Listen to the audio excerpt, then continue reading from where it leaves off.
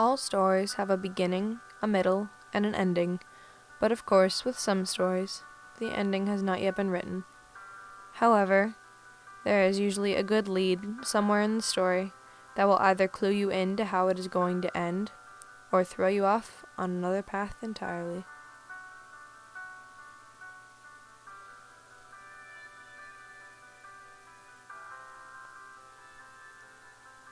It's all in the hands of the author.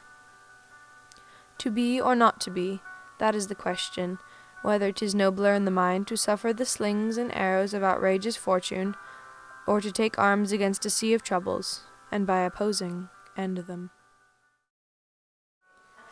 For part of my project, I read to a small group of 2 first graders who are participating in the Value Reading Program and had just begun their journey into the world of reading. We met only twice and read for 30 minutes each time over the short period of 2 weeks.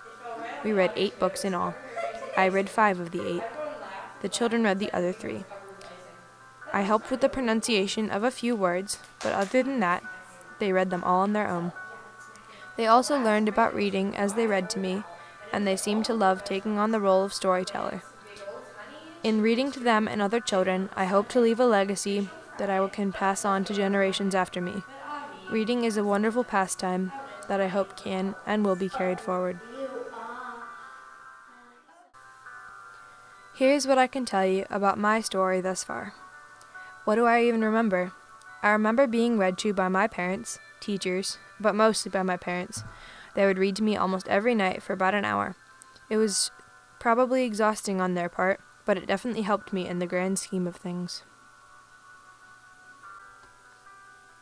I learned that happiness comes from the most surprising of places.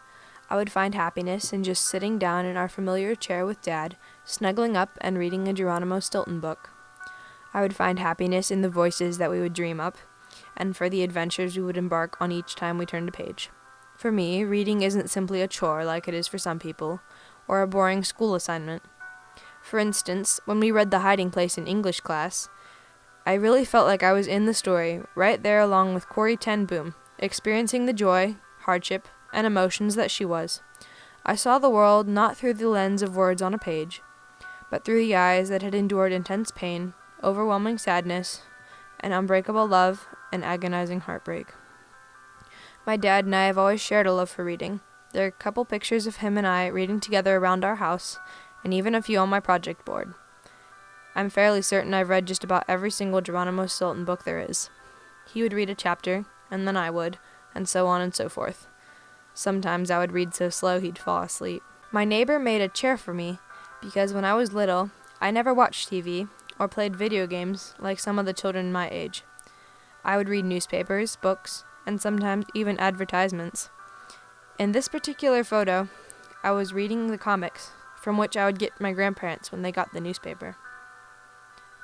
Through all of this, I'm not saying that I'm smarter just because I was indoctrinated into the love of reading at an early age.